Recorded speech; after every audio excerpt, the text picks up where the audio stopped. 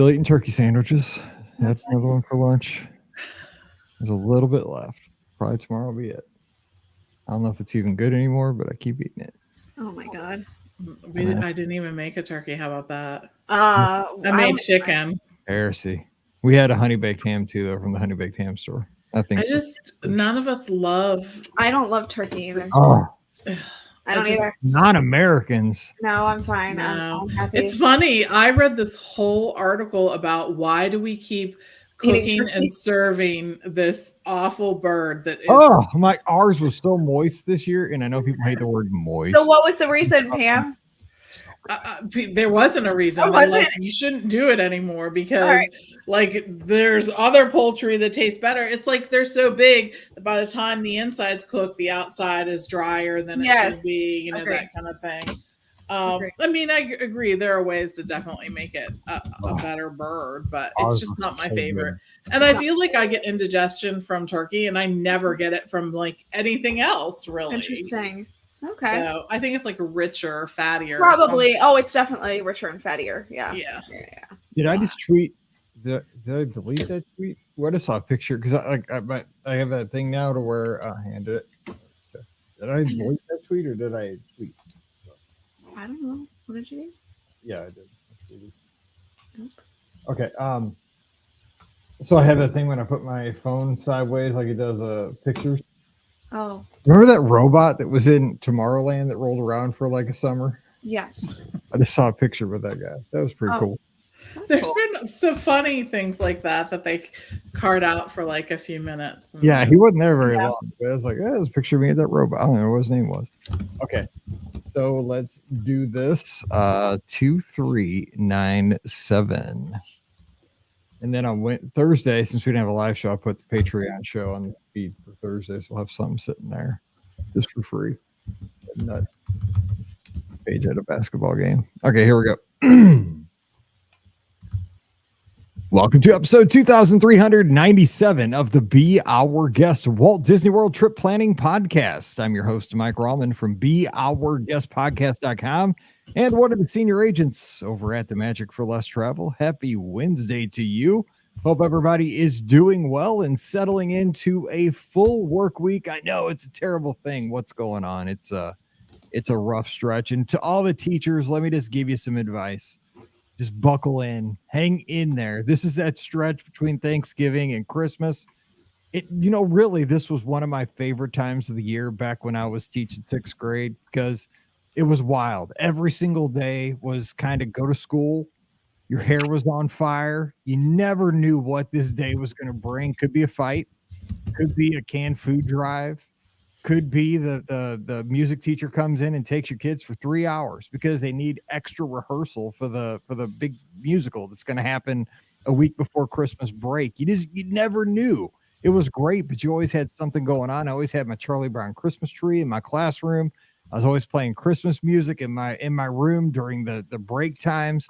So it was always an exciting time for the teachers, but man, I'm telling you what, this was just one of those times where you just you survive in advance, as they say in sports. You just get one day closer to break. And that's what we're all doing in all works of life. We're going to get there to the Christmas holiday, and hopefully you had all that bird. And I'm, still finishing up the bird. I think I have one last sandwich, and then we'll be into the holiday season here. So hopefully you're doing well. I had a great Thanksgiving. We're back, and we're going to be answering your listener questions. So joining us, she's returned from Mid-Mo, Jefferson City area. Out there in God's country, we have Rikki from the mouthforless.com. What's up, Rikki? Hey, everybody. Yeah, I went back home to St. Louis, and we had a lot of firsts with Lucy. So that was exciting. She had her first and second plane trip.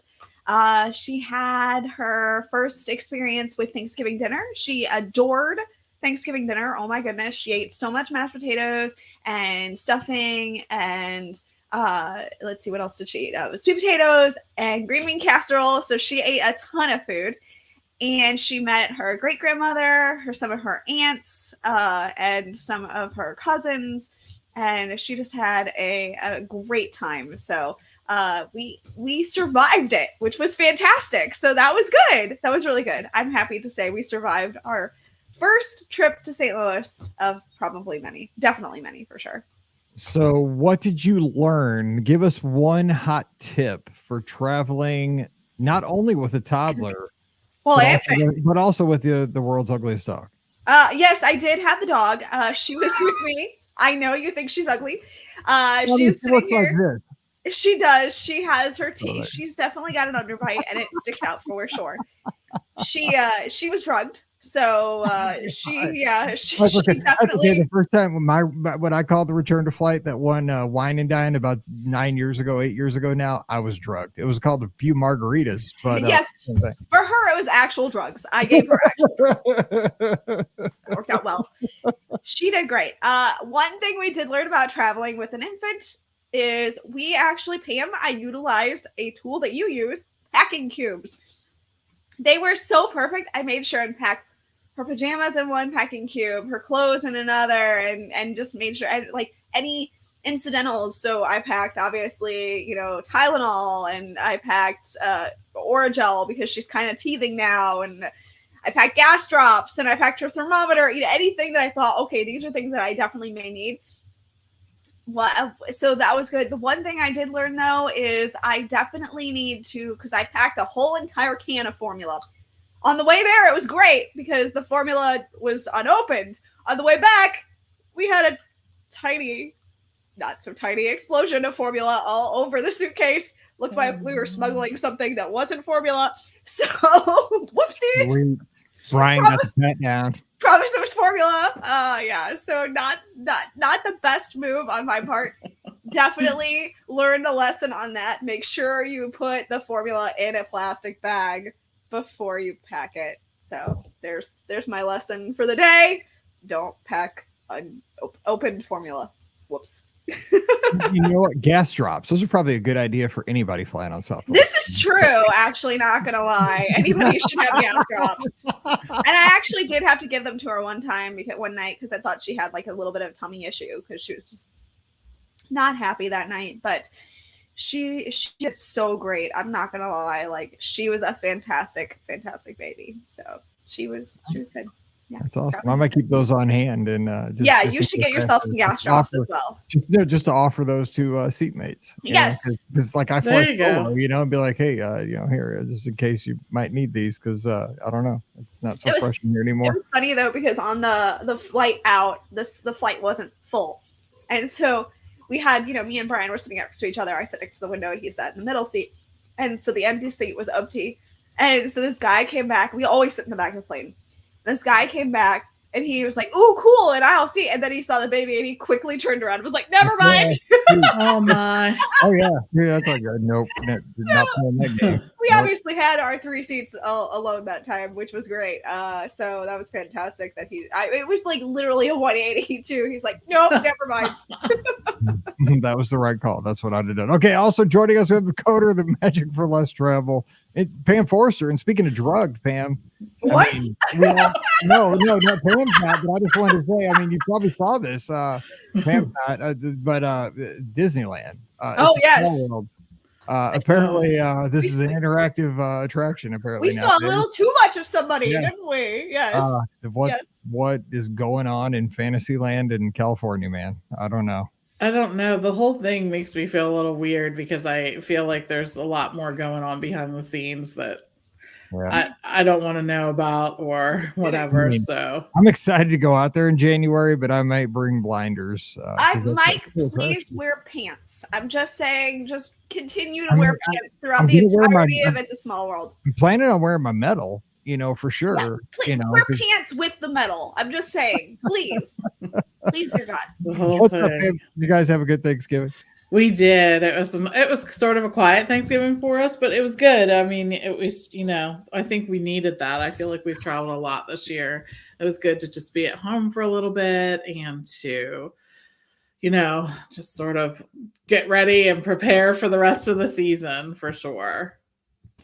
It is a good time of the year. We're definitely into holiday season though now. Can you believe Christmas? I like the frame. Feed. Yes, I like it. Good. It's the easiest Christmas lights to hang. You click a button. Right. Boom.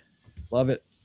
Got the Christmas tree here in the studio though. The ceramic Christmas tree. I love my retro decorations. I'm Loving that I have a podcast studio to decorate. It's awesome. All right. First question of the day comes from Emily.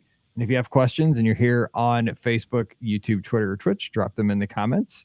Emily says, hey, Mike and crew, hope you all are doing well. And it says last minute mother-daughter trip question. So here we go. I recently got an annual pass and I've been trying to squeeze in a little trip before the end of the year. Luckily, I found pretty good flights for December 15th to the 18th from New Jersey. So just a few weeks away. I've decided to do a surprise trip for my 7-year-old daughter.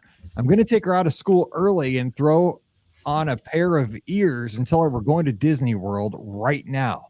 I'm so excited because I've always wanted to do this kind of trip. Anyway, looking for some advice on a little extra fun / Disney magic as a mother-daughter trip. I was able to snag a meal at Akershus, and I did get a Fantasmic dining package with Hollywood and Vine. Any other suggestions on how to make the trip extra special for my little girl? We've also never been during the holidays, so excited to see the resort decorations. We'll be in the parks for 2 days with park hoppers. Thanks so much. Happy holidays to you and the crew, Emily. How about this, man? Your daughter, hey, boom, we're going to Walt Disney World. First of all, videotape this because you're going to have this memory forever. Have that camera rolling when you surprise her. That's step one. But what else, Rikki? Give some suggestions. So honestly, one of my favorite things that Brian and I did last year was at Epcot, and it was the cookie stroll. So I'm going to suggest doing that because it's a special holiday thing that you can do this time of year. And it was really so much fun. Brian and I had a blast doing the cookie stroll. So what you do is there's different cookie, like you get the passport for the festival, and they have the cookie stroll listed in the back of the passport.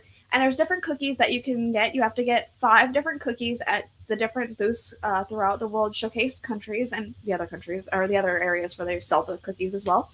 I think there's some in the Sunshine Seasons, and I think there's one in Connections Cafe. So you can get the cookies anywhere, whatever cookie kind of appeals to you.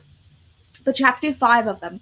And then when you get all 5, you go to one location that's listed in the back of the passport, and you can get your completer cookie. And that is a special cookie that is this year themed after the new movie Wish. So that's the star, whatever. I haven't seen the movie yet, so I don't know what that character's name actually is. I don't know if it's Star. It's Star. Yeah, I was hoping it was Star. No, I don't know. I don't know either. Somebody will tell me, I'm sure. And so it's in the shape and form of that star. And so that's kind of a cool little experience to get to do. The other fun thing that you can do that's also at Epcot, and it's like a scavenger hunt, is it's the Chippendale holiday, it used to be Chippendale. It's Olaf, and you find the different holiday. It's like a scavenger hunt. You find the different holiday decorations that he has in each different country, and that's a lot of fun as well. We enjoyed doing that. We did it a few years ago with the Easter egg hunt, and Brian absolutely adored it. He talks about it all the time. So, and he's a 40-plus-year-old man. So I'm pretty sure your daughter will enjoy it as well. Yeah, so, 7-year-old, that'd be right in the real exactly. House. It's something you could do together. Like that's something totally. That's exactly right. And it's a minimal cost for that. It's like $7.99, $8.99 or something like that. I know the cost goes up each year. But this year, the prize, when you find all of the different, and if you don't want to spoil, go ahead, just a few seconds. But the prize this year is frozen cookie cutters, which are really cool. Okay. I'm sorry. Yeah, you out there, but you missed it. No. So it's a really cool thing, though. I think that the prize is a really unique thing this year. So I'm going to suggest doing those 2 things. I think they're both really fun.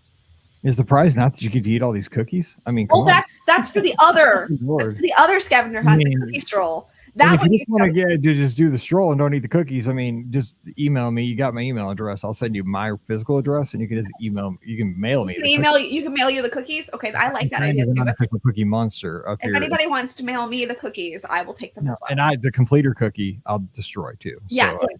Yes. No problem there. I like this idea, Rikki. I like it. Interactive, working together, making memories, good stuff. Pam, mother-daughter suggestion. So we always suggest this for any kind of trip that you really want to remember, and that's the memory maker. And I will always suggest it for any kind of special trip like this. But I think one of the other things that you'll want to do, especially because you're touring over the holidays is to, of course, visit those awesome resorts. They are, I mean, it's just, it's absolutely one of my favorite things to do at the holidays. It really, truly is. And so the best way to do this, I feel, is to go ahead and you'll go to the Magic Kingdom. Then you'll walk over to the Contemporary, check out the Contemporary decorations there. First of all, I want to start this at the very beginning. Disney is beyond strict about parking right now. Yep. Literally, I have never seen it like this before in the entirety of my visiting there. So it's a lot. If you don't have a reservation at the resort, you're never going to be able to park. You can't use the Obi-Wan, the Jedi move anymore. No, it's gone. It's gone. It's gone. All right. So I know. So back to my way of doing this. Okay. Go to the Magic Kingdom, walk over to the Contemporary, see the stuff there. Make sure you stop by the gingerbread there on the 4th floor and buy a cookie or some kind of sweet thing because they're fantastic. Then you're going to take the monorail and visit the other resorts on the monorail loop, the Polynesian and the Grand Floridian. Go back to the Contemporary. I'll get a gingerbread shingle at the Grand Floridian. We're all about eating cookies at this point. I mean, 100%. Yes. This is the season for eating cookies, I think. Yes. Yeah, absolutely. It's the season for eating lots of cookies. I'm getting on my Crumble app right now because Crumble's right across the street. I'm ordering a 4-pack. There you go. Okay, keep going because I got to order. So once you get back to the Contemporary, you're going to take the newly reopened boat ride from the Contemporary over to the Wilderness Lodge because it's back. Then you can go back to the Contemporary. That's how you see all the ones on the Magic Kingdom loop.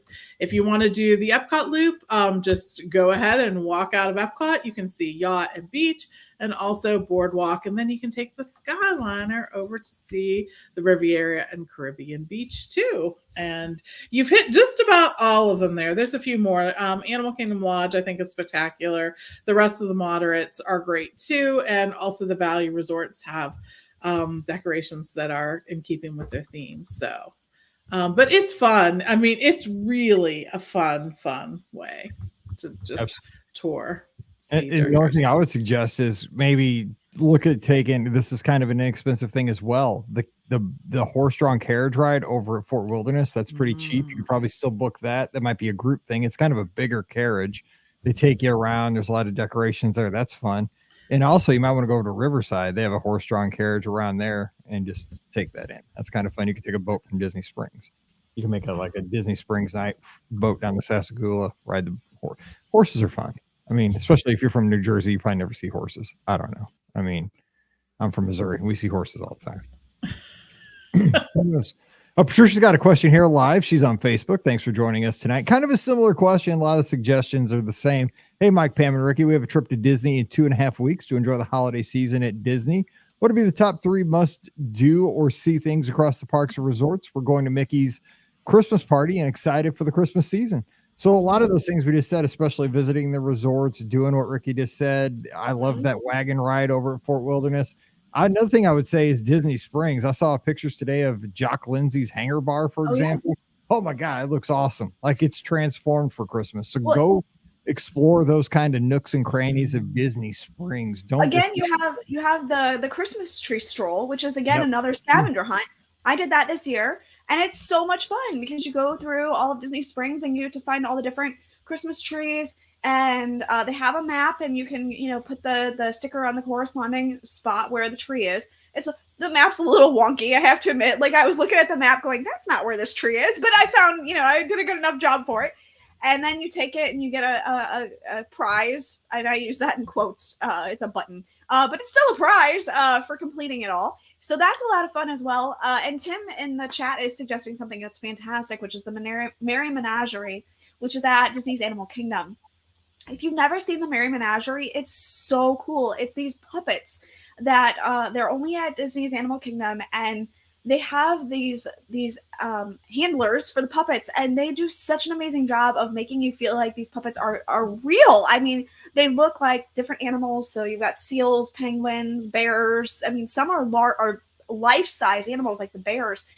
And they do such a fantastic job with these. So I would highly suggest Animal Kingdom, I know a lot of people don't think about that park for the holidays, but they do a really great job. It's all very unique stuff, so it's all very themed towards, you know, the different countries that are represented. So that's really cool as well.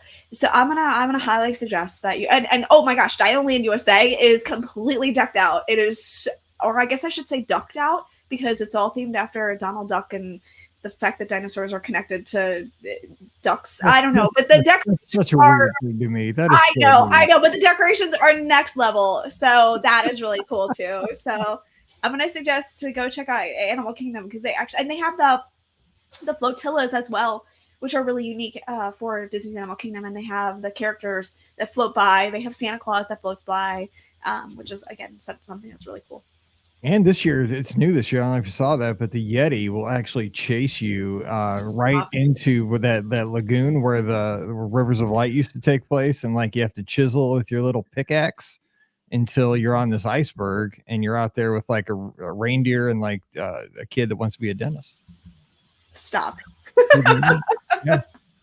Yukon Cornelius is out there right there with you. Oh my, I knew there was something coming. I knew there was something. Then you got to pull his teeth out and everything, and then he goes back and he doesn't move, and he just kind of like flash a light at him and stop again. And that's it.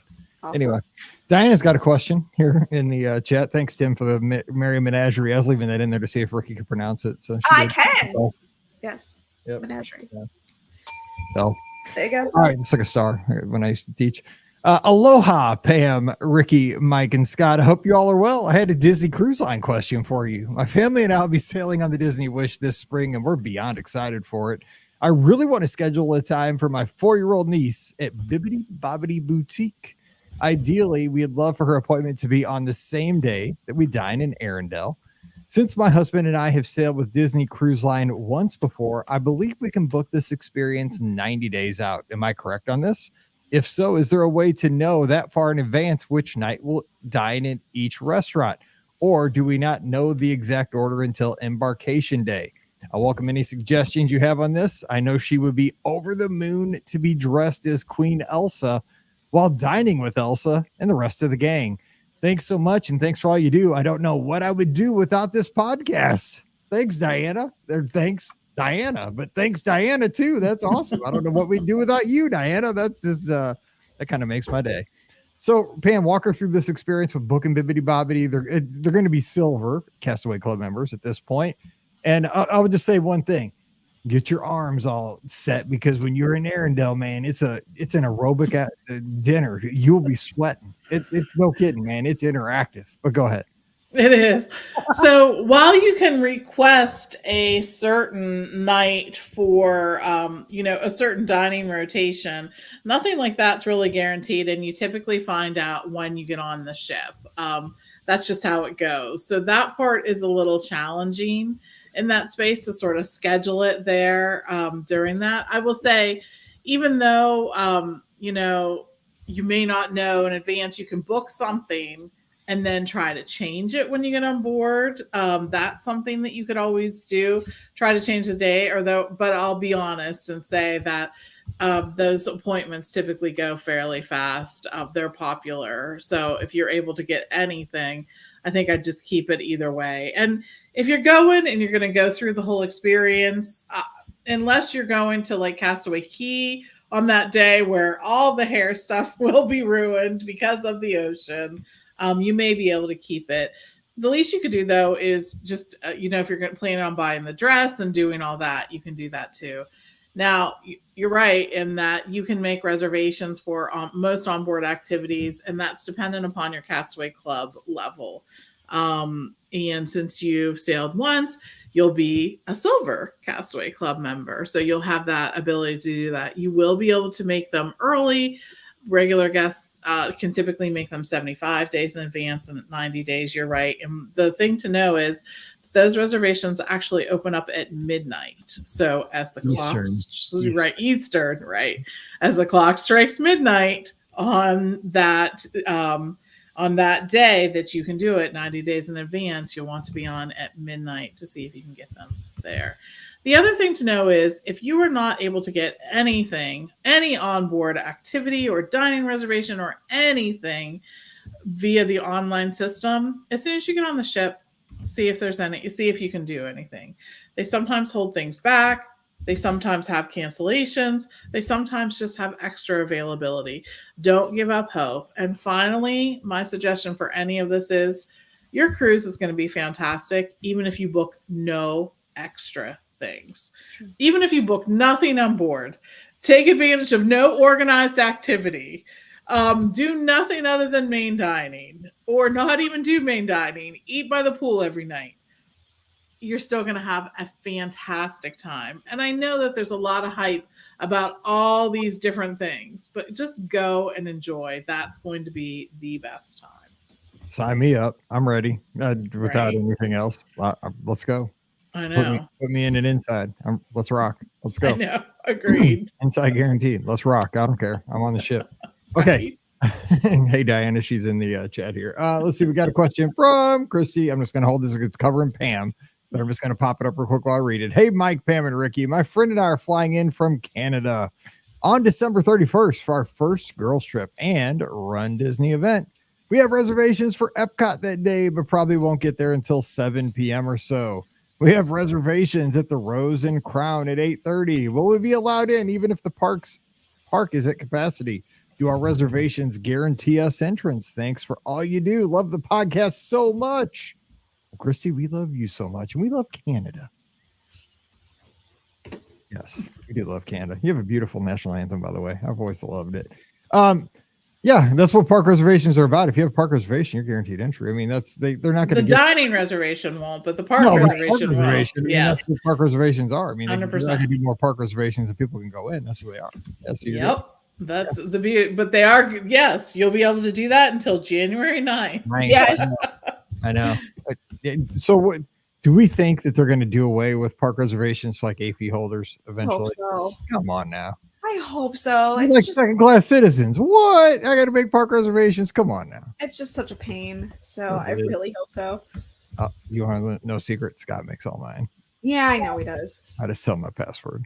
Because the thing is, like, when you got a friend because he's always on it way before me. I'm like, dude, I'm doing this all day. I don't know where I'm going to be. But he's like, oh, he's always changing stuff on me, right? I love Scott because he's like always like he's got this like Dr. Evil plan for like every trip that we do. And I love it. We always have fun. He's always got, I'd like to see his like brain in his spreadsheet because we always have so much fun, but I don't think about my trips as much as he thinks about our trips. And so I'm always like, dude, here's my password. Just make a match, whatever you got. Like I don't care where we eat, wherever you pick, it's going to be awesome. And wherever park we go to that day, we're going to have fun.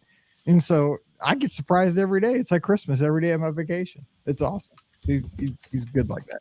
All right. Speaking of Scott, he's not here today, but here we have a question that actually he'd be really good at. But Pam, you might Ricky, you're not going to be any good. Okay, I'm not good at it. It's probably about drinking. It is. Got it. We're going to crowdsource this one, so we may follow up next week with some good answers for this one. So everybody listen up.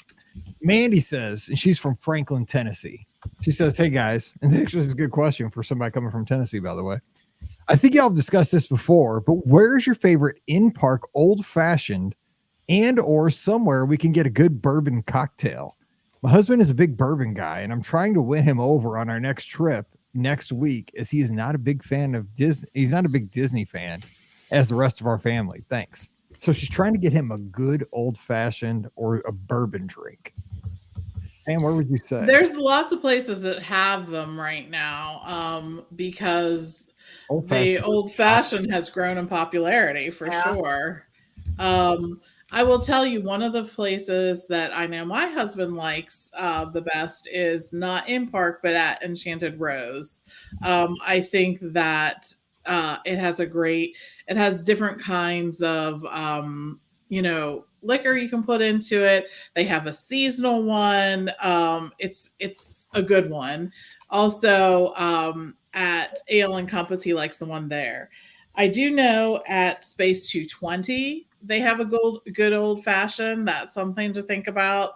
I'm trying to think. In park is what makes it more challenging than that, because usually they're at the restaurants. Jock Lindsay's, I think, actually has a good one, and Polite Pig does too. Yeah, they do. But it's just like thinking of places in park I'm not that great at. So I'm trying to think of somewhere in the studios that would have one. You think? I know. I guess you just check the menus. And I would think Brown Derby Lounge would have one, probably. Yeah. But yeah. Where would there be? You mentioned Space 220 would have. Space 220 does have one. So we're definitely going to crowdsource this. And Sunday night, I'll ask Scott when we have the live call-in show, because he probably know. Because he always takes the picture. If you follow Scott, like he always takes like the picture of the menu with the fancy drink, right? He's good at that. Like it's his little Instagram thing. There are lots of great places, though. You'll be able to turn him around on this trip, I think. Some of the lounges actually have some good bourbon to choose from. Check out Homecoming too. Oh yeah, that's a good idea. Please let me know at BRGuestMike on Instagram or Twitter or Threads, and I'll retweet these. And again, we'll add those to next Wednesday's show.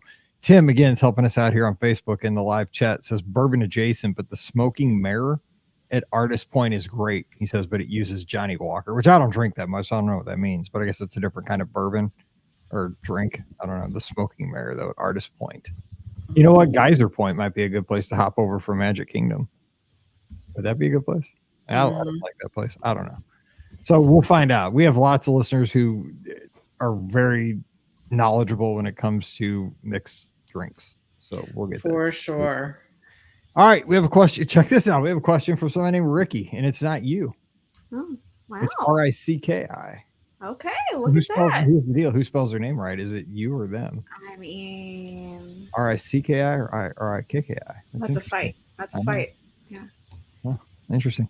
Hey, Be Our Guest podcast team. We're planning our first family trip to Disney World from April 29th to May 9th or 10th, 2024. It'll be myself, my husband, and our two daughters that are 10 and 7. We're traveling from Alberta, Canada, and staying. Nice. We're popular with the Canadians today, and staying at Pop Century. We're considering moving to a deluxe hotel for our last 2 nights to take advantage of those deluxe extended evening hours. I have a few questions. Number one, it's a would you? It's one. It's like one or the other. So pay attention. Number one, would you choose a deluxe hotel and extend evening for 2 nights at the end of the trip, or the or's in all caps?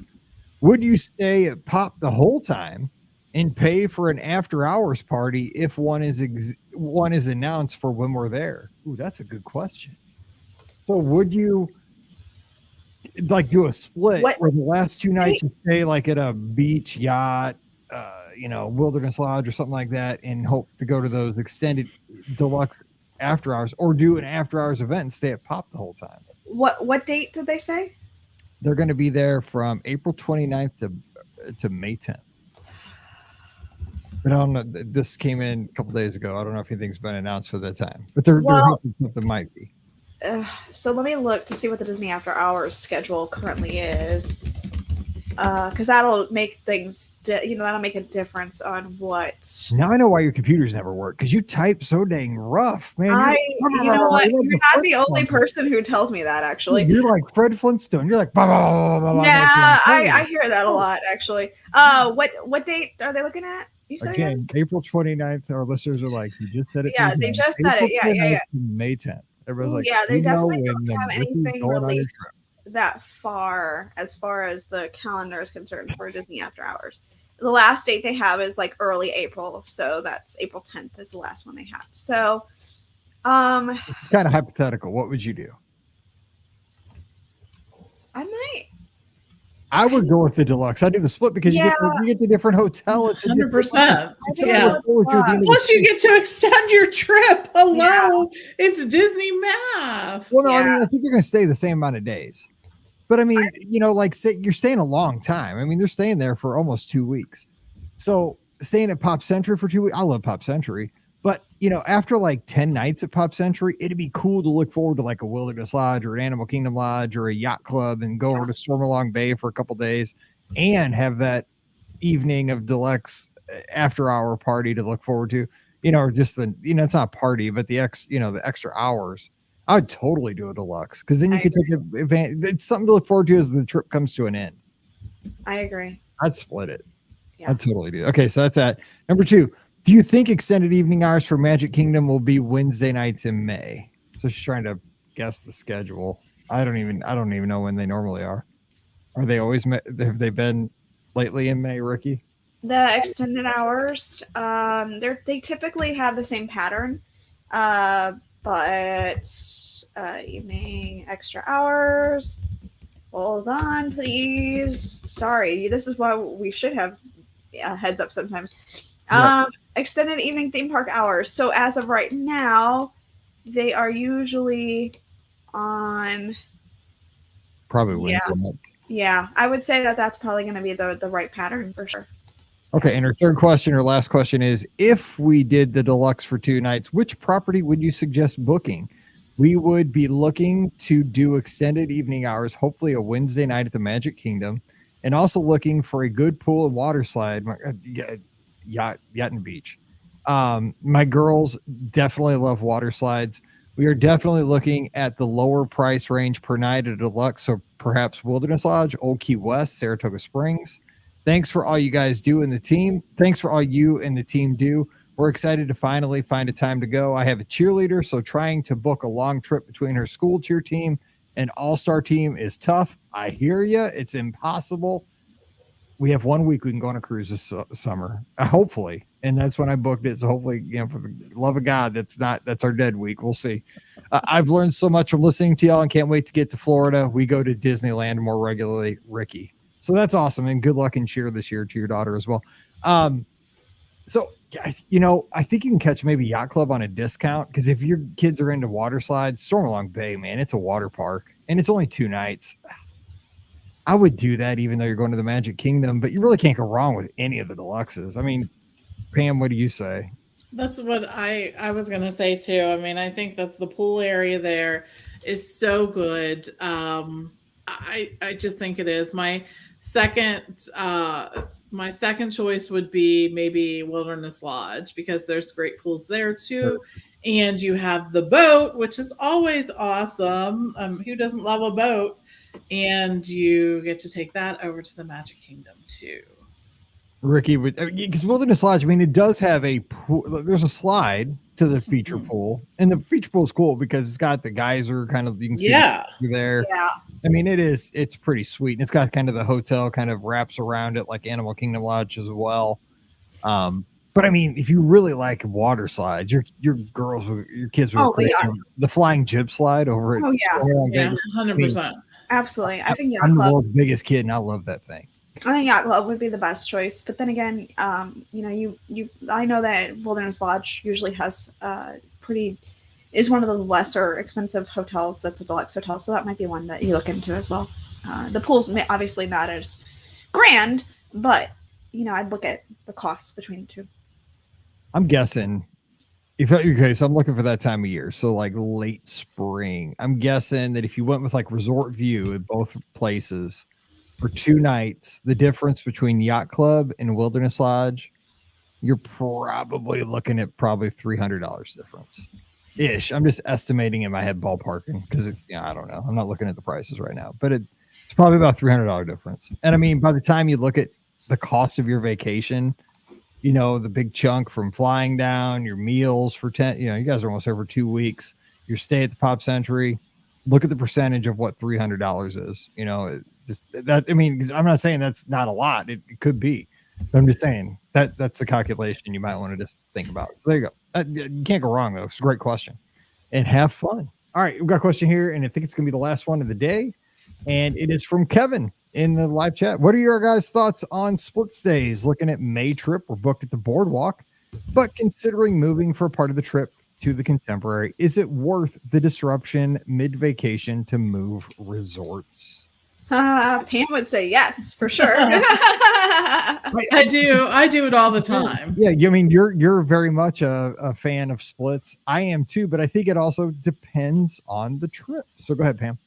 It is, and one of the things that Rikki mentioned earlier, the packing cubes, is actually what makes my ability to change resorts so easy. Packing and unpacking is so much quicker with that, and we just typically keep things organized to begin with. So that's the way we do it. And I think it depends too on the way that you vacation.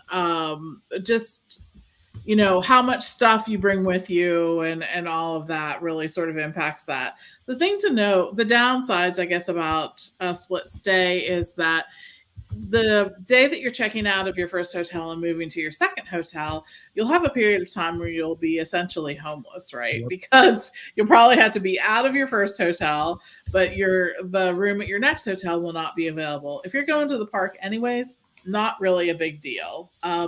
If you're planning on just hanging by the pool and you're content with that, knowing that you may not have a room until the check-in time, which is 3 or 4 o'clock, depending on your resort, then again, not a big deal. But for some, this is like, a deal breaker for them, that they just can't really deal with that part. So just know that. And other than that, Disney will still assist with moving if you choose to do stuff.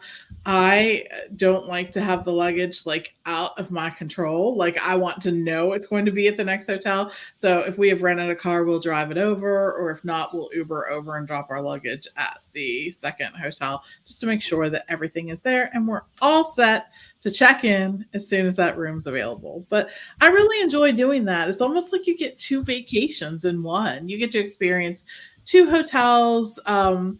It gives you different access, especially if they're in different locations. Like maybe one's closer to Epcot or one's closer to Magic Kingdom, and I think that makes a difference. Also, I think that the resorts are one of the best parts of the vacation, so I want to experience as many of those as I can. I totally agree with that. The only other things I would say is if it's a shorter trip and time's of the essence, you might not want to deal with losing time on a really short trip with transitions.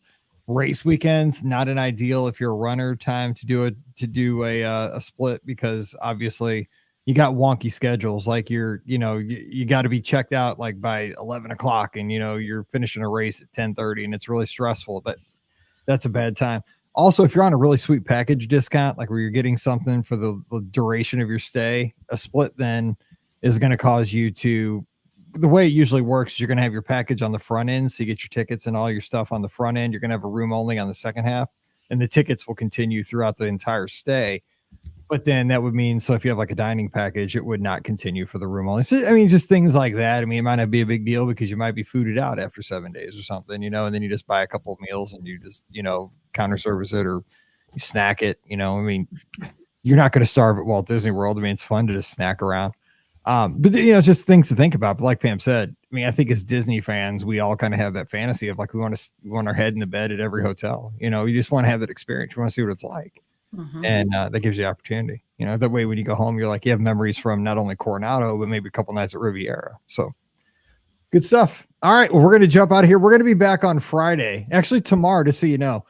We didn't have a call-in show on Sunday night because Paige's basketball team was in town this past Sunday. They came down from Chicago to play the St. Louis University Billikens. Unfortunately, lost the game because they couldn't hit their free throws. Hope Paige is listening to this. If they'd hit the free throws, they'd have won the game. Wow. But killed me. They played a really good game. But since we didn't have a live call-in show, I'm putting something else on the feed tomorrow. It's a free preview of our Patreon show from this past week. So you get to hear my thoughts on my big birthday this week and some other stuff. So you get a free preview of the Patreon show. So you get to check that out. Mike in the Midwest tomorrow on the feed. And then on Friday, we're going to be together and we're going to talk about some of our favorite big promotions Disney's done and celebrations in the parks from the past.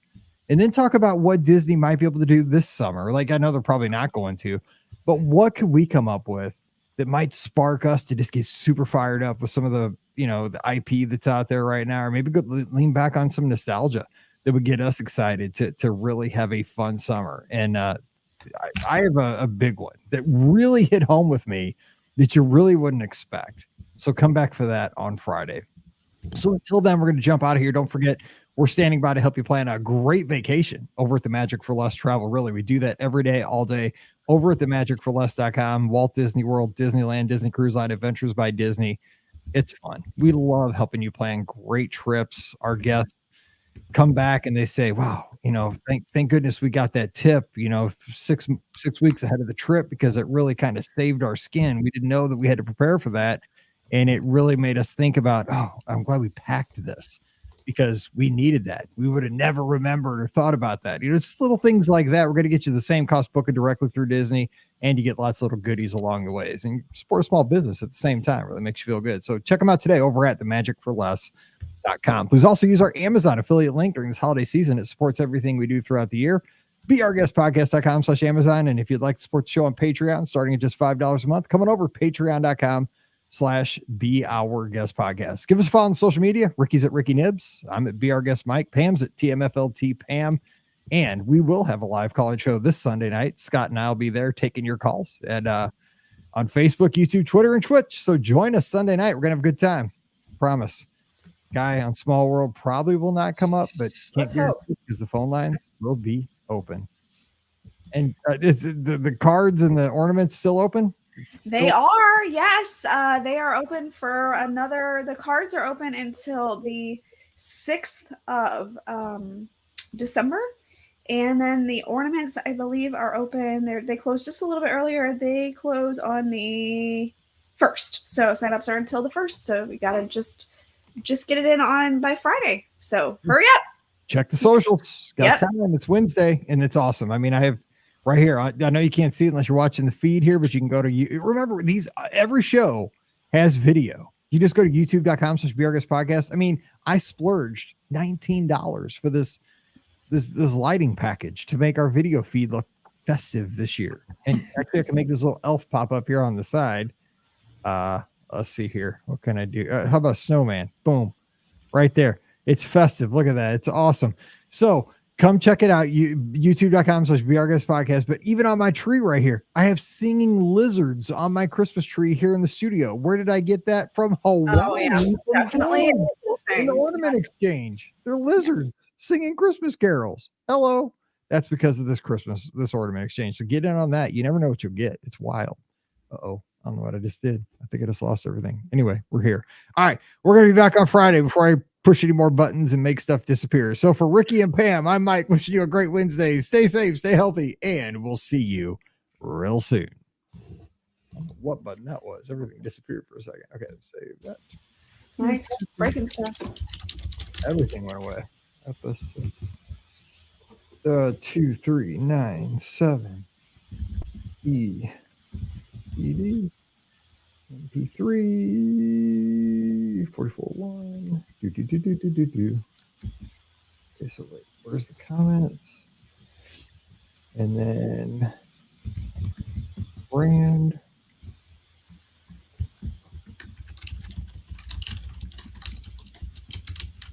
He's cute. File please all. All right, here we go. Hello, Rudolph is cute. Ready? Here we go. I love it. Yes, I do love the Rudolph. Yeah. All right. Not bad. Here we go. Welcome to episode 2399 of the Be Our Guest Walt Disney World Trip Planning Podcast. I'm your host, Mike Rallman from BeOurGuestPodcast.com and one of the senior agents over at the Magic for Less Travel. Happy Friday to you. Welcome to the weekend. And my goodness, thank you for coming back after listening to that free preview of Mike in the Midwest. If you endured that 30 minutes of our Patreon show, thanks for doing that, because if you are not a patron, and our patrons, they say they enjoy the show every week, but really what it is, it's a stream of consciousness where I just kind of open the mic on Tuesday mornings and talk about everything that's going on around my life and around the Be Our Guest Podcast studios and memories from my childhood and stuff like that. And it's different. So if you got to hear that on yesterday's show, I'm glad you came back. and especially this week because I was dealing with a big birthday, and it was a little startling. I mean, but I'm hanging in there. So we're here. We're continuing the show. We're getting ready to hit the big 2,400 episode mark. Holy smokes, that'll be on Monday. But today, we're going to be looking back at Walt Disney World, some of the great celebrations they've had, and then look forward to what Disney could really do to blow our socks off, or our little elf shoes, here in the holiday season. So joining me today, we have Rikki from themouseforless.com. Rikki, what's going on? Hi. Yeah. So just wanted to put the reminder out there that the ornament exchange ends today. So if you want to get an ornament to participate in the fantastic ornament exchange, you can do that. All the information is on our social media. Our fantastic friend Michelle puts that together. There is an adult exchange as well as a kid exchange, so kiddos can exchange as well. But that is going on, and then we also have our holiday card exchange, which is going on as well, and that goes on until the 6th. And you can email Florence for that one. So I just want to put that out there at the beginning of this, since that way, if you want to participate in the ornament exchange, you get that done now. Like now, you have to do it now because it ends today. I mean, look, let's be straight. First of all, thanks to Michelle and Florence again for taking on this monumental undertaking that happens every year. We appreciate you guys so very much. And I mean, I'm not allowed to do this in my line of work because my pseudo boss is like right under me in the Zoom box right below me. Right. I've heard, and I see this on social media this time of year all the time, that people say that we're in the season of let's circle back in the new year. I can't do that. Like if you email me about a Disney vacation today, I can't be like, you know what? Let's circle back to that when I get back from Disneyland after I run like 138 miles. Let's circle back on that. This is how life works. But apparently, in some parts of the business world, you can just start giving up at the end of, like, once Thanksgiving hits. I guess you get to give up till January. I've never worked in that world because in education, like I said on Wednesday, it was just try to stay alive and keep, like, just if you can keep your students like in your classroom, physically in the room from Thanksgiving till Christmas break. I mean, that was all you could ask for. I mean, you weren't teaching reading. You were maybe watching the best Christmas pageant ever. I don't know. It was one of those things that had Hot Lips in it from MASH. I just remember I showed that to my class every year with the Herdmans. It was wild. It's a great movie. Anyway, Pam Forrester's here. Again, this is like a mini Mike in the Midwest. Here we go again on a tangent. Pam Forrester, coder of the Magic for Less Travel. Pam, what's going on? Happy Friday. Happy Friday. Yes, we don't ever give up and say we're just going to deal with it next year. Except for maybe. I see that on Twitter all the time. Like, no, right? We'll circle back. I'm like, who does that? There's no circling back here. No, except for like maybe if you contact us like late on New Year's Eve, we'll circle back to it on the 1st.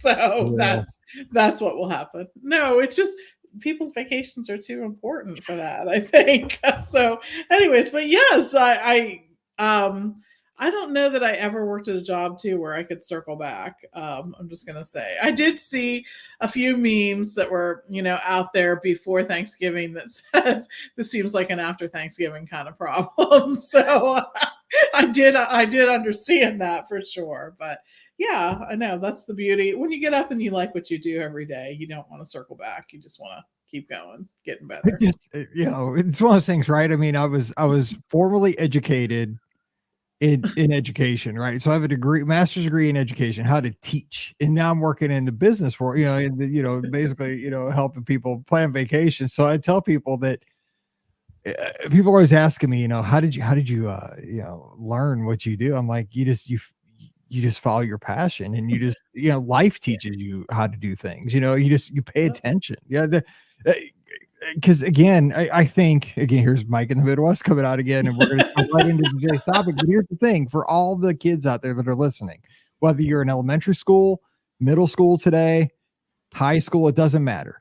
Life is the educator. Pay attention to people that are good at stuff.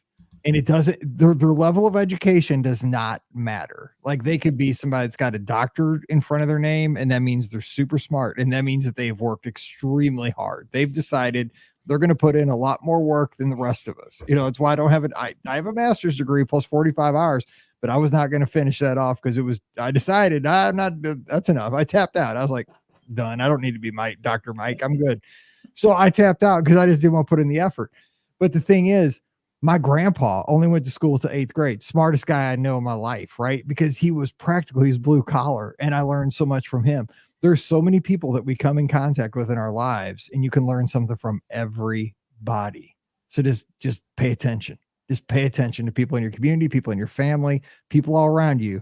That's how you learn. That's how I learned, what I do with the Magic for Less, because, we're so lucky that we have such a great team. And here's the thing. We're a great team because everybody at the Magic for Less shares. It's everybody works together instead of working apart. I think that's kind of the secret sauce. But that's a little something here. I don't know where we're going with this. But anyway, I feel like, okay, I should be a motivational speaker today on a Friday. But here we go. I want to be. That'd be a cool gig. I'd get the headset microphone and get up there and be like, okay, well, or something. You could live in a van down by the river. Remember that Saturday Night Live? Chris Farley, motivational speaker. He lived in a van down by the river. Just go too small. This is why you gotta watch the video. YouTube.com/BRS podcast. Okay, I'm super hot all of a sudden in this hoodie.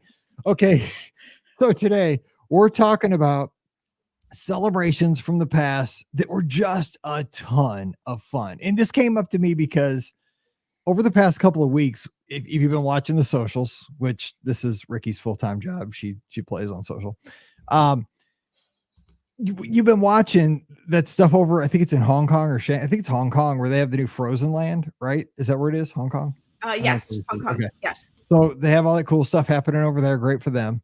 We don't have this, but it made me think of, do you remember that one hot minute at the studios that summer that Frozen took over? I mean, it took over the studios, and I just remember, maybe it was because Mallory was at the perfect age. And because here's the deal. Frozen came out on my birthday on November 27th. I don't know how old. 10 years ago. It came out 10 years ago this year. 10 years ago? Yeah. Okay. It came out on my birthday. I did not want to see it, but I remember Pam saying, do you know what? You got to go to the movies with your daughters. It's a movie about two sisters. I'm like, it's a movie about some moose. Because you didn't know what it was about. Oh my gosh. Because the trailers, it was like a snowman and a moose. I'm like, I don't want to spend my birthday watching a movie about a moose and a snowman. Like, it's football season. She's like, I think there's two sisters in it, and you're going to go with them. Like, they're going to go. And it's one of the last movies I saw in the theater besides Star Wars. So anyway, I went with them, and dude, they loved it. And I was tearing up, right? Because I mean, dude, of course, good Disney movie, parents dead 15 minutes. Like, I'm like, dude, don't get in that boat. Oh, they're done. And then they're dead. I'm like, dude, why? Why do parents always have to die in the movie? But then I'm like, I'm like telling them, like, okay, Paige, dude, if I get in a boat, and I'm always in boats. I go on Disney cruises all the time. I'm like, so when my boat sinks with your mom, like if we decide to go on a cruise by ourselves, you got to stick with Mallory and take care of her, because this is going to happen. I'm a Disney travel agent. I'm like 1 degree removed from like this whole story already. I'm not a king, but whatever. Anyway, I'm like, you guys got to rally together, because you guys got to be, sisters that are joined at the hip. You got to love each other like this. So we kind of fell in love with Frozen, that story, because there was a lot of Anna and Elsa, like character traits in Paige and Mallory. Like you could see it, the two sisters. Anyway, when they decided to bring Frozen to the studios that summer, because it was so hot, I just remember how excited we got. I mean, we lost our minds. And if you remember, that celebration was a big deal, because some of the things they did, as I looked back at my pictures, one of the things was they gave out these Olafs. And if you were there, maybe you remember this. They gave out these Olafs that were like on a stick, kind of like on a paint stick. Yep. And then you had to take your picture somewhere in the theme park. Do you remember how this worked? You took your picture, like a selfie with this Olaf on a stick. And then I want to say, like, they projected your picture like later that night in front of the fireworks on the Chinese theater. Yes. Or something with your Olaf. Like this. It was a social media thing, but I mean, this was when Twitter was very young, pretty young. And so like it would be, but I remember like I was on Twitter that night. I was on the Walt Disney World Twitter account because it was like what it was all of us. What you had to do was you had to take your Olaf around the studios that day, take a picture of your family having fun with Olaf. It was a little, paper Olaf on a paint stick. What we did was we went to 50s primetime and had dinner that day. And so we took Olaf and took a picture with him at the dinner table at 50s primetime, tagged it, and then the Walt Disney World Twitter account tweeted those out that night. And so we were on, it was a big deal. Like we were on the Walt Disney, I mean, nerds like us thought it was a big deal. Like most real people, like big deal, but nerds like us got really super excited. So anyway, we were on that. So that was one of the things they did. Another thing this was wild, right? They brought in that ice rink. Remember, you could ice skate next door to Who Wants to Be a Millionaire, play it. Right there in that, was Millionaire still there, or was that in the same building? Maybe it was the building. No, that was the building Millionaire was in. Or maybe it was next door. You're right. It might have been next door. Because was it Toy Story Mania was there, right? So yeah, that's where Millionaire. There's another show. There's another. Okay, all right. Well, anyway, it doesn't matter, but it was basically been the same theater. Yeah. So for those that are new to the game, they brought in an ice rink. Okay, and so it wasn't very big. I mean, it wasn't like an Olympic sized sheet of ice. It wasn't even like a high school sheet of ice. It was a small sheet of ice, but it was a sheet of ice nonetheless. And you could rent skates. And you could go in there. And so what they did was, if you know how ice rinks work, you got to shave the ice every once in a while, like to keep it smooth. So they would shave the ice with the small Zamboni every once in a while. So or in the corner at ice rinks, you have this pile of shavings, this big, basically it kind of looks like snow. So what you had, I just remember this, like I remember skating with Paige and Mallory and Pam, and we got all these pictures of us skating in our shorts, in July in Florida. It was so fun. But I remember the funniest thing was you got these kids that are from Florida, these Floridians that have probably never seen snow. They're over there playing in the shavings, man. They're getting frostbite because they've never seen snow. And they don't realize like that stuff will burn your hands after like 2 minutes because they've never done it. Like their hands are so red. I'm like, these kids are going to have to go to the hospital because they're going to get frostbite because they have no idea how this works. But it was the wildest thing. But you could get like hot cocoa in there. You could get snow cones that kind of looked like, different treats. But it was a whole deal. I mean, it was fun.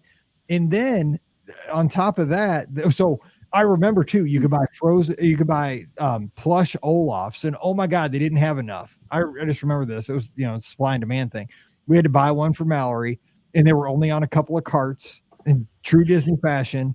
You had to like battle it out to get one. I got one, but it was almost like a battle royale to get one. I remember the cart was up under the hat. Remember the old big hat? Yep. Got that. Yes. That was a big deal. But the fireworks, the frozen fireworks and it snowed on Hollywood Boulevard. Yes.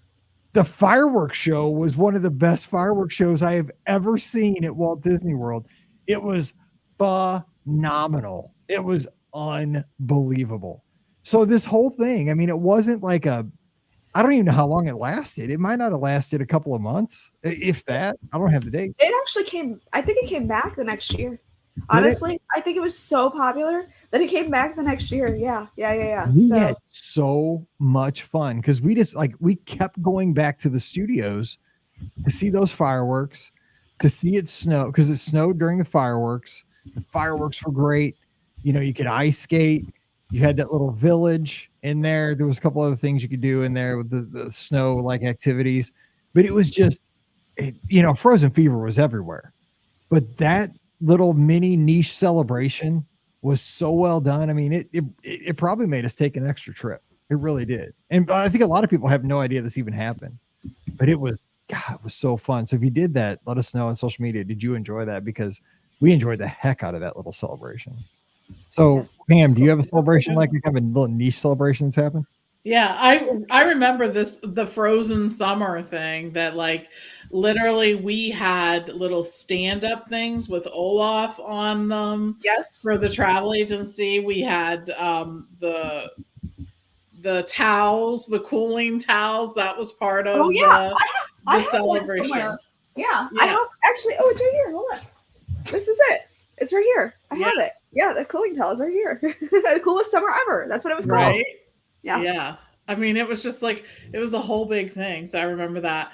The one I'm remembering, and it was a big celebration, one of those 18-month ones, but it was the happiest celebration on earth. And it was the celebration of Disneyland's 50th. I know it seems like we just celebrated another 50th and then 100th and another 100th, but here we are. We're back to the 50th there. And remember, this is sort of when Disney World got a bunch of different attractions from different locations. Like we had Lights Motor Action came to the studios, right? I believe Soarin' maybe had come at that point in time. And then there was the Cinderella-bration, which was a castle forecourt show. And there was lots of dancing and singing and hopping and jumping and characters and Cinderella, of course, because it was Cinderella-bration there at the castle, and maybe even Everest. I think Everest is part of it. Yes. So there were like, I guess the whole thing was that like all these different theme parks from around the world were giving, you know, everybody donated like one. The whole thing was like every like world park gave one experience to world or something. Something like yes, that was it. And it had remember that sort of collage of the castles on top of Cinderella's castle. It had that like sort of stained glass faux window that sort of looked like something. So anyways, it was, I mean, but it was fun. It was a fun celebration. There was just something about it. And I always liked the name, the happiest celebration on earth. Like I just was like, oh yeah, that's really cool. It is sort of the happiest celebration on earth. And I think it just sort of gave people a reason to celebrate, and a reason. They reminded everyone like why they're coming to Disney, you know, all the things that are going to be here. And you know, it was so weird. Recently I heard this stat that like there's this huge percentage of people that haven't been to Walt Disney World since Pandora has opened. And that's this year. So when you think about it, I think it is good for Disney to remind people, like, it's not just the new stuff that's coming out this year that makes it important to visit frequently. It's the stuff that has come out in the last like 5 years you may not have even seen. And this really just had a lot of really cool things. I remember it was during the time where like pin trading was like at the heyday, right? This was at the height of pin trading. And I remember wanting to get each of those Cinderella Castle stained glass pins that looked like the ones that would rotate through there at Cinderella's castle. There was like a Disneyland Paris and a Tokyo and a Disneyland and a World. So that was kind of cool. You actually bring up a great point, because I listen to a lot of tech podcasts too, as well as Disney podcasts. And this is a point that's brought up a lot on tech podcasts. So for example, like we're on the iPhone 15, which I didn't upgrade this year because there wasn't that big of a difference between the iPhone 15 and 14. And a lot of people like complain, right? Like, oh, there wasn't that big of a difference between the iPhone 15 and the iPhone 14. And one of the things they've said, and I never thought about it this way, is that Apple they're not trying to sell the 15 necessarily to people that have a 14. They're trying to sell the iPhone 15 to people who have an iPhone 10. Right? Because people don't, only the big time Apple nerds are upgrading every single phone. Like, you are really a tech nerd if you're doing every single new device. Most normal people are on a cycle of like every 4 years or every 5 years. So you see a huge difference in like your phone between a 10 and a 15, right? Or an 11 and a 14. So you see way differences in your cameras and your speeds and, you know, your storage and all. And I didn't think about it that way. Like, because people are like, oh, I'm disappointed. Well, you know, because most people don't go from like just one to the next generation. And, you know, now that you said that, I see that comparison where, you know, people are like, well, there's not that much difference because, you know, I was just here 9 months ago. But if you haven't been there since 2020, and I know we all got high expectations because we're paying a lot of money, but if you haven't been there since 2020 or 2019, wow, there's a lot of different stuff. Yeah, for sure. And this was really just one of those celebrations I felt like Disney did a good job getting all the parks involved in. Like, excuse me, we saw it at World, but it was taking place at a bunch of different locations. And I loved that it was just sort of a celebration of Disneyland. I thought that was really a cool thing too. So I liked that one. Real quick before we get to Ricky's, Kevin here on Facebook, who's joined us live as we record, says, well, not an official celebration, much like Dapper Days. I wish Adventurer Days was celebrated at Walt Disney World like at Disneyland. Is that, I don't know about that. Ricky, do you know that? Adventure Days? No, I had no idea. With the SEA or the, yeah, I love that. That's amazing. That would be fantastic. I would so be here for it. That'd be fun. That's cool. So, Ricky, what was your big celebration that you really enjoyed? I mean, I know this is going to sound so weird coming from me because I'm not a fan, but I so enjoyed Star Wars weekends. I mean, that was such a really unique experience that Disney did back then. And it ran the gambit. I mean, literally, like, there were so many different things you never thought you'd see. I mean, you had, the show with Darth Vader dancing to pop tunes. You had characters that you would never see out. You'd have Disney characters dressed as Star Wars characters, which, they don't do that anymore because obviously, Disney wants to keep the Star Wars characters canon now. But at the time, it was a really novel thing that they actually had the Disney characters dressed as Star Wars characters, which was really cool. For a while, they had a lounge where they offered unique foods that were specific to Star Wars weekends. It was at the Backlot Express. That was really cool. And then, of course, you had the opportunity to meet some of your favorite Star Wars characters, people that were actually in the films. And they brought them to the parks. This was before, this was in the time where Comic-Cons weren't, a huge thing. They were starting to get that way, but, they literally brought, Comic-Con type characters to the parks and had them sign autographs and meet people. And the lines for this were so long. I mean, people had to get wristbands to be able to meet these characters or these actors. And it was, and they had big names a lot of times too. I mean, they had really big names coming to the park. So, again, it was just a really unique thing that they did that they definitely don't do anymore. I mean, you don't see Star Wars weekends. You don't see a lot of celebrations with Star Wars anymore, which I'd love to see. I think that would be such a huge thing to do, even around May the 4th or something like that. May the 4th and, Return of the 5th. That would be such a huge thing to do at that time of the year. And, even if they had some sort of small celebration, I mean, they do a little bit, they'll have a special cupcake or something nowadays, but maybe a shirt, but to do something really unique and awesome that revolves around that weekend that kind of ties back to Star Wars weekends, I think would be a really unique thing. And they actually did a number of these kind of weekends at Disney's Hollywood Studios back then, which of course was Disney's MGM Studios. So they used to do, I believe, if I remember right, I think I'm not making this up, they did an ESPN thing there. Yeah, on the weekend, they did Super Soaps.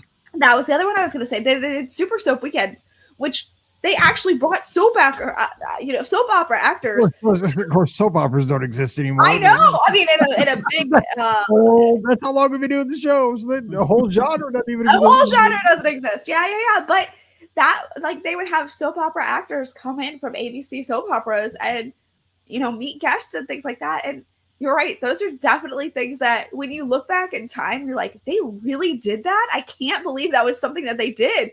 But they 100% had these weird weekends. I mean, they were fantastic weekends, but when you look back at it now, they were a little odd that they were able to do those things. And it was so cool that they were able to do those things too. That's actually, I was going to bring up ESPN the weekends real quick, but before that, it is kind of weird because when you think of the success, and I used to go to Star Wars weekends all the time because they happened right at the end of the school year. They happened in late May, early June for 4 or 5 weekends. And we'd always have our vacation we usually went down where our vacation would start on one weekend and end on the other one. So we'd usually catch 2. And they were wild, right? But Disney didn't own Star Wars back then. And they didn't have any kind of permanent presence of Star Wars in the studios. Now they have except for the attraction. They had for the attraction. Now they have a whole land. They own the franchise and they do less. And I just it's wild that they don't have something like this because this was, for the big time Star Wars, fan. Yeah. And it was, the thing was, there's so many levels of fandom. I love the original trilogy and I love the big 9 movies, episodes 1 through 9. I love those movies, but I don't watch the cartoons. I don't know, I never watched Boba Fett. I did watch the Obi-Wan series. I like that. But I don't there's so much to keep up with nowadays. I don't keep up with all the stuff, but I do like Star Wars a lot. But what I did enjoy was going to Star Wars weekends back in the day. I even have a poster here in the studio from the one in 2007. Pam got that for our first anniversary. And it was just fun to see so many fans getting to experience their fandom, because I enjoyed seeing, like I've always told the story, like I enjoyed when I was in ABC commissary that one time, dude dressed up like Obi-Wan Kenobi, and he was in front of me in line, and he was picking up the food for his entire family, and they gave him like 3 trays, like, and he was by himself, and his family was all sitting down at the table, apparently, like chilling, catching the air. Yep. He didn't know what to do because he had 3 trays, and the dude to the side of him was like, use the Force, Obi-Wan. Use the Force. Yeah. 3 trays, dude. I almost lost it. I was like, this is what Star Wars weekends is all about, man. He just got joned.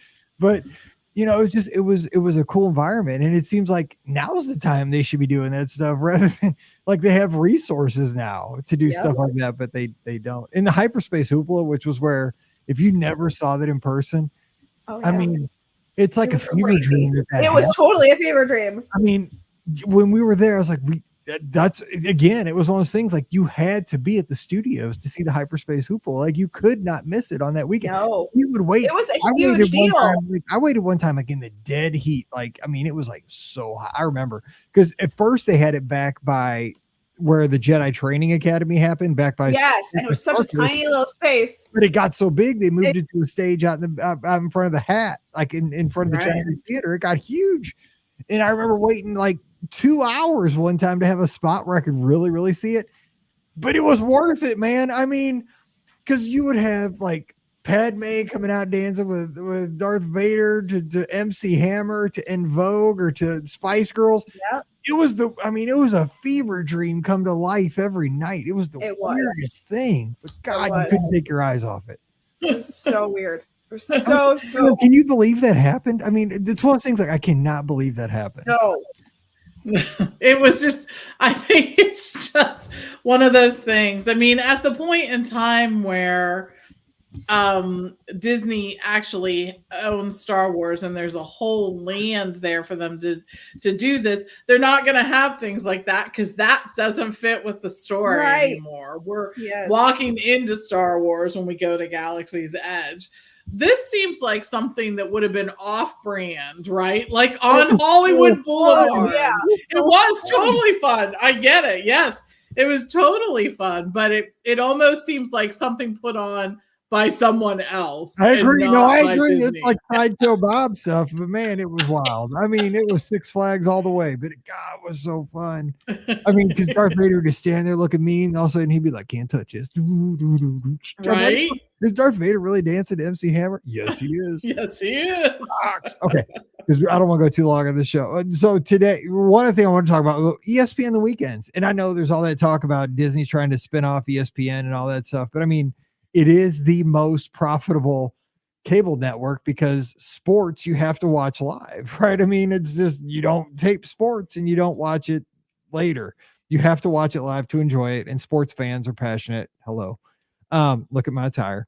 So ESPN the weekends went away, but I just think right now, again, with social media, people like me would, I mean, if you got my Mizzou quarterback down there for like a Q&A, or like a Bama quarterback like Jalen Milroe or a Nick Saban, or, and you had this access at, a Q&A at ESPN, Wide World of Sports, or the studios, or wherever, you got all these fans down there in like February, March, or whatever, some downtime. I just think this would be a no-brainer again to bring this kind of passionate fans.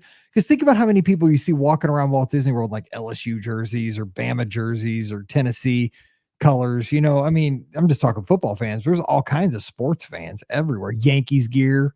I mean, there's Boston Red Sox gear, Dodgers, everywhere. I just think, why are they not doing these things they used to do? I mean, I see Super Soap Weekend. That was fun. But I mean, its time's come and gone. But I mean, there's also, I just think that they don't brainstorm like they used to with that kind of stuff. That's true. They don't come up with super creative, unique, random, off the cuff ideas like that. I mean, the Frozen fun thing, I know that was thrown together like ridiculously fast. It probably was. But it was awesome. Because of the fact that Frozen hit really hard. I mean, you guys, look, if you remember how hard Frozen hit, it hit hard. Like you think Encanto hit hard, Frozen hit like 10 times harder, it feels like. And they threw all that together. And seriously, I think it was the course of like 6 weeks. And that's not a joke. Like they were like, maybe we should do this. And like they just threw it all together. And it worked. And you don't see that as much anymore. Like when Encanto became this huge hit, like it would have been so easy to do so many like fun things in the summer last year that revolved around Encanto, maybe at Disney's Hollywood Studios or, somewhere else. But it took so long for them to even bring a, meet and greet character to Disney that was themed around Encanto. And heck, we still don't have a meet and greet character with Bruno. And people would have lost their minds about that, So like, it feels like I like they brought out the character from Wish recently this year. That movie just came out. And honestly, I'm not going to lie. I was really surprised. I was like, hey, they brought out a character like on time for once. That it's been a while since they've done that. So, and they did that with the Little Mermaid too. So I'm really happy to see that they might be getting back into the swing of bringing these characters from new movies back into the parks on a quicker basis. But it would have been so cool to see them do like an Encanto summer last year. You know what I'm saying? Like that would have been fantastic. The things that they would have come up with that creatively would have just been off the wall bonkers awesome, and they just dropped the ball completely on that, and that would have been so much fun. So I don't know, I just don't feel like they can do it as well as they used to, and I don't know why. It would be here's the thing. Here's what I'm thinking though, as you say that, I think you're onto something, but here's different times, right? Yes. Because I think the thing is, back then there wasn't such a social media presence, like everybody, and I think it's all of us, right? Everything gets scrutinized so hard immediately on social media that if it's not perfect, it's terrible. And so I think that makes a company like Disney scared to put something together at like a grassroots level. Because you're right. I think that Frozen thing really did feel kind of like we brought in some kind of temporary ice rink, and it wasn't perfect. It was a temporary. No way. Yeah, it was definitely a temporary ice rink. Thrown away to Zamboni. Yeah. But it was an experience. Like kids that have never seen a sheet of ice got to ice skate. It was That's true. And people nowadays have been like, "Oh my gosh, can you believe it? They brought this cheap ice rink." It's not themed. It's not themed. It wasn't themed, but kids got to ice skate. They never got to ice skate. It was awesome. You're right, Pam. I mean, you think that maybe it's just the times now that it's like they're going to be more conservative with stuff like this because of the, people nitpick so much.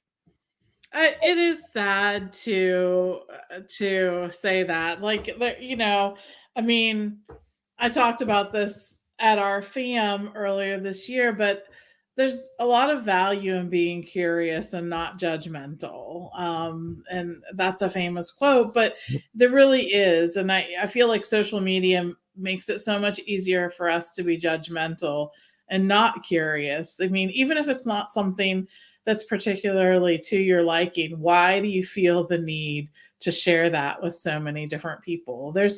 It's what makes the world go round, that we all have different likes and whatnot. And so I often wonder, like, I'm not one of those people who thinks that social media is all bad, but I often wonder what people, if they would have been more encouraged to take risks, we would have had if it weren't for social media and the what you're saying, Mike, and the need to constantly critique or to constantly point out a negative. Have we missed some opportunities?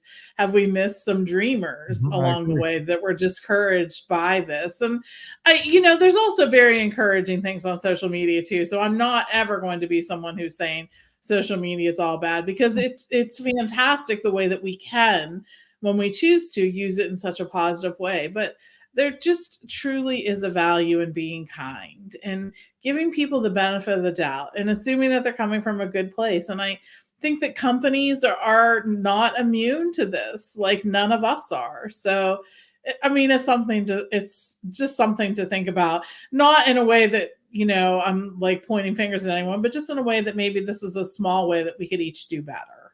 No, I agree. And I think but it is a sign of the times, right? I mean, we've seen it with Jollywood Nights. I mean, it got heat, but I mean, the thing was, he turned it around really quick. But in a pre-social media time, that immediate heat, I mean, and it probably justified. There were a lot of problems with that first party. I mean, that needed to be corrected.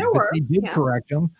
But, the thing is, it's everything is just, there's just things, nowadays, I mean, with everything, right? Just so extreme. They're just like, it's so hot all the time. And because I think that just, it does kind of keep you from trying to say, let's take a chance. And I think the thing too, with all these other things was with these promotions we're getting lately, a lot of times it's an opportunity to buy merchandise or to get a cupcake, or they're putting out guides to snacking, which is fun. I mean, don't get me wrong, dude. I go to Walt Disney World to snack and eat and buy stuff all the time. I mean, they're hitting me right where I am. But in the past, a lot of times it was fireworks shows and ice skating and new rides, and it was experiences. And I would like to see them go back to that. Give us more experiences along with some of these snacks. Don't always just make it the cupcake. Make it something also that we get to experience. That's just maybe the thing is that, I mean, I think the lesson here really is that maybe failing is not the worst thing. Maybe just not trying is worse than failing. And I think if we all sort of adapt that attitude, then we really do see those sparks of brilliance. Like they take place at this brilliance sort of takes place at this point in time where it hasn't been tried before, we haven't seen it, or we're not afraid. And I like that. I like to see that. And I think that Disney does that in different ways, but it is harder now. I mean, just to feel as if you may be criticized, brutally because of it, is challenging. So I know, thankfully, I think what we are told again and again about our podcast is they like our positive spin on things. And that must be because there's a need and a want for that. Right. So I will be unapologetically positive most of the time. And it's not because of any other reason other than that is the way that we all are. And I mean, there's enough negativity in the world. Like I see things. It's not just a podcast. I mean, come join me in life. I mean, I see things positively. I mean, with the Cardinals last year in baseball, they were terrible. They were in last place, but man, I never gave up that we could make a comeback until we were officially eliminated. People wrote them off in May, but I am like, we could go on an 82 game winning streak. You never know. It's not gonna happen. But I mean, that's how I live my life. I just try to always look for the good. You get burned sometimes, but it's a lot better than doing it the other way around. Sure. I don't want to be grumpus. Anyway, so we're gonna jump out of here. That got deep all of a sudden. Look at us going deep. Woo! Oh, I gotta get out of here, man. It's time to watch some championship football this weekend. Roll Tide after that miracle on the plains. All right. Sorry, Auburn fans. I know Ian's an Auburn fan. Our good friend Ian in Pittsburgh. Man, that one had to hurt. So I apologize. That was rough for Auburn fans. You guys probably don't even know what I'm talking about. I do. Oh, it was beautiful. It's called the Gravedigger, the path. Anyway, we are going to get out of here. Don't forget, we're standing by this weekend. Hope you plan a great Walt Disney World, Disneyland, Disney Cruise Line, Adventures by Disney trip. All you got to do is swing by themagicforless.com. We'll take great care of you. It costs the same booking directly through Disney, and you're going to get awesome service for no additional cost to you. Check out all the great things going on over at themagicforless.com. Please also use our Amazon affiliate link as you shop this busy holiday season. It supports everything we do throughout the year. BeOurGuestPodcast.com/Amazon. And if you'd like to support the show on Patreon, come on over.